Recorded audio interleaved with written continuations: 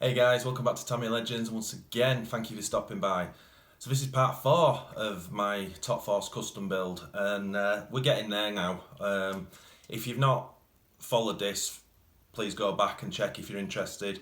Full carbon, full alloy, and in this video we're going to get the shocks fitted, and we're going to choose the wheels and tyres, and we're going to do the body shell. So let's have a look at what we're doing. So obviously, if you've been following this, you know that we got the set of RC Tamiya high caps. If you want to see the build video of that, go please check it out.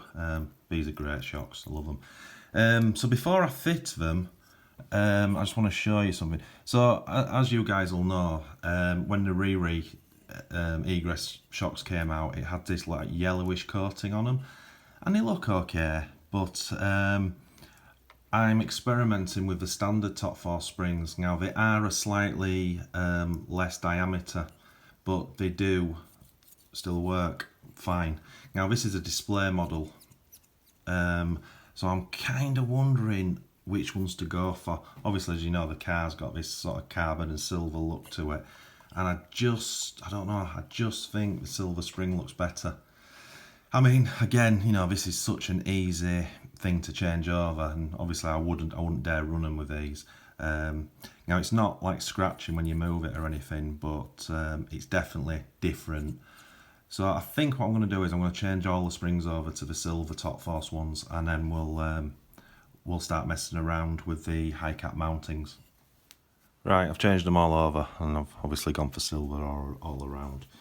Rightly or wrongly, I don't know, I just feel it's going to look better. But once we've got it built up and I start looking at it, if I feel that they don't look quite right, or the yellow spring will look better, then I can change them over, it's not a biggie. These are the fixings that you get with the high caps, and you've got to use them for the best fit. So let's get cracking and get them on the car. Right, so I've attached the ball connector in the centre hole. I'm just going by the standard settings it's given me at the moment. And so first of all, to fit the top, we need the screw goes through the ball, and then the ball goes through one side of this. It only fits one way, and then we have this rubber washer, and then we have this spacer, and then another spacer, and this is telling me to go to that hole there. Just get that nut.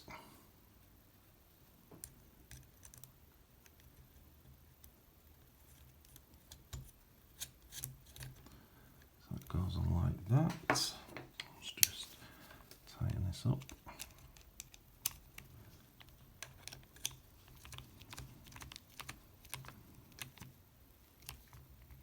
I know you've got to be not too tight on these, but you want it to come through on the locking nut, which is just starting to.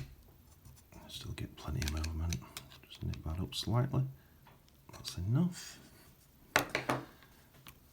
And then we need to pop this on there like that. Just wondering if these have one direction, but we don't. But I'm not going to be able to do this with my fingers.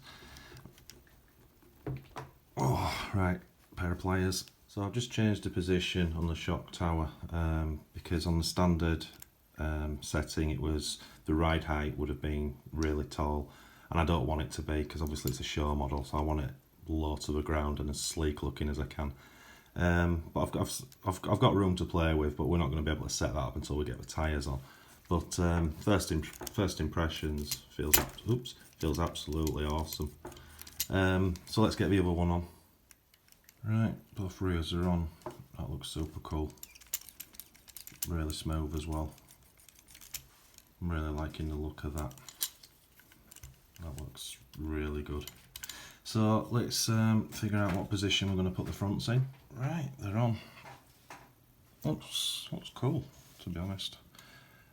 We need to get the tyres on to figure out ride heights and stuff, but I suppose that's next job. But yeah, that's looking mighty fine, I have to say. I think the colours are working obviously I would say that, but I do think the theme of it does work. Right, let's have a look at the tyres and wheel choice. So originally this was going to be an Evo Evolution clone, so we had the standard Top Force wheels and tyres, and we've bought the dye. I'm still going to do that video. In fact, by the time you're watching this, I'll have probably uploaded it. But what I wanted to go for, I think the orange, the Evo wheels wouldn't look good. And one of my favourite wheels is the Egress, and one of my favourite tyres actually is the Egress tyres as well. These work really well together. So I bought a full set. So let's get these tyres on the wheels and then let's mount it on the car, and fingers crossed it's going to look okay. Right, let's see, new shoes mounted. That's pretty cool.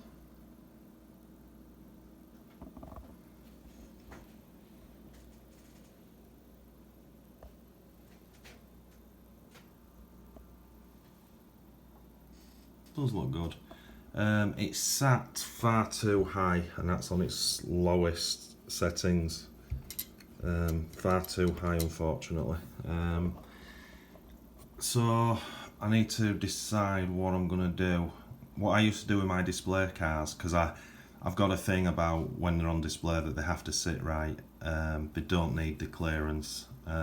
This for me would be sat around about there with the shell on. But there's not a lot I can do. I could take the collars off to drop it a little bit more, but they look naff with that. I've tried the different settings. There's nothing there we can do. So what I used to do inside the shocks, I used to take the piston out and pack it with washers or a couple of nuts just on, so it stops the travel. So it probably got to about there. That'd be its like starting point, and then it'd still do that. So I might end up doing that. I'm going to have to do that, in fact, because I need it to have the correct stance when it's got the shell on. But yeah, all in all, really good. Alloy carbon is absolutely awesome. Alloy steering's okay. I've got it kind of working. The front alloy, although I haven't got the bulkhead yet, the bulkhead cover, that's on its way, is great. It's really tight, but the back is got a lot of slop on it. Can you hear that? It all works fine, don't get me wrong, but yeah, I don't really think you could run it with that. Now obviously there's things to do. You can pack certain parts out.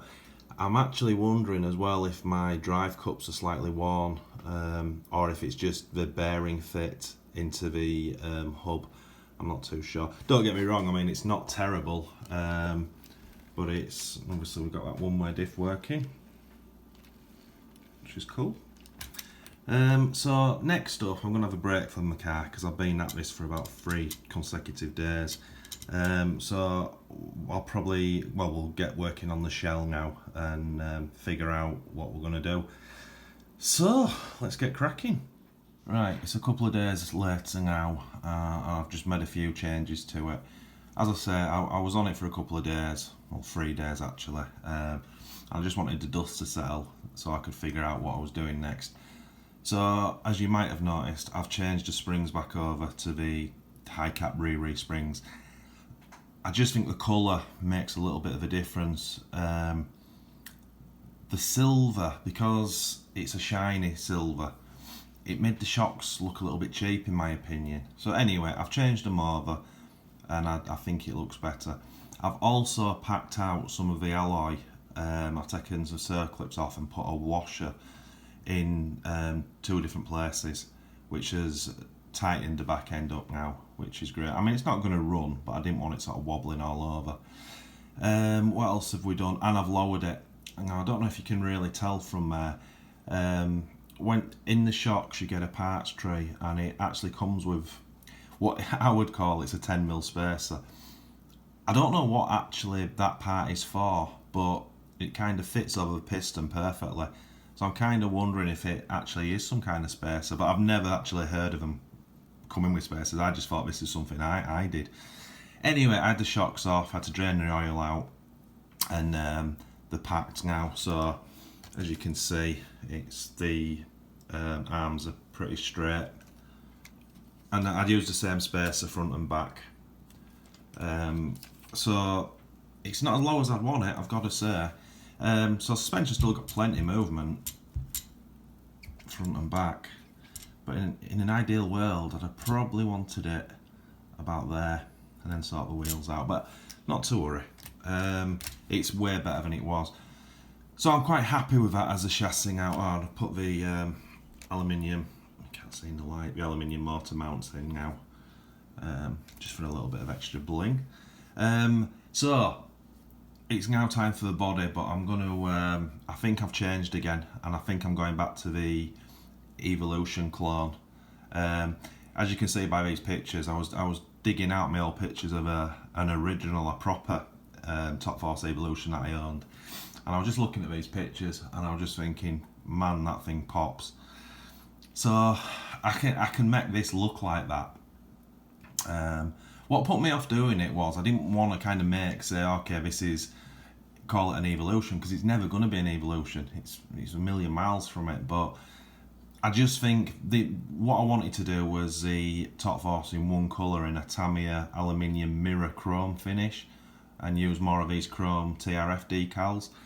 But I just think it's going to look pretty dull. I was going for the stealth look and it's not doing it for me. So I'm going to most probably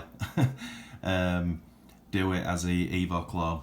And I guess we'll know by when I start making the next video. So I'll have to buy some gunmetal paint, which is PS23. And obviously we're going to dye the wheels pink anyway, not these, the Top Force wheels, and we've got the new tyres for it. So I'll end this video here. Thanks again for watching, guys, it's much appreciated. And if you are new to this channel, if you could please consider liking and subscribing to support us, that'd be awesome. And as always, guys, happy RCing.